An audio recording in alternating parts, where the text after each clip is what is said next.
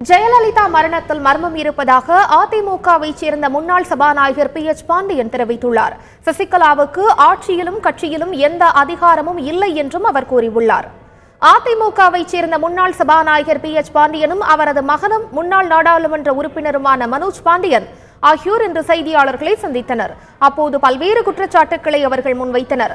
ஜெயலலிதா மரணத்தில் மர்மம் இருப்பதாக PH பாண்டியன் கூறினார். ஜெயலலிதா மருத்துவமனைக்கு கொண்டு செல்லும் முன்பு நடந்த நிகழ்வுகளையும் செப்டம்பர் 22ஆம் தேதி போயஸ் தோட்ட இல்லத்தில் இருந்தவர்கள் யார் என்பது குறித்தும் விசாரிக்க வேண்டும் என்று அவர் தெரிவித்தார்.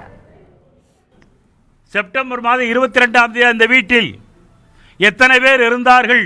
இரவு புரட்சி தலைவி அம்மா அவர்கள் அப்போலோ ஆஸ்பத்திரிக்கு எடுத்துச் செல்வதற்கு முன்பு வீட்டில் இருந்த சொந்தங்கள் யார் யார்?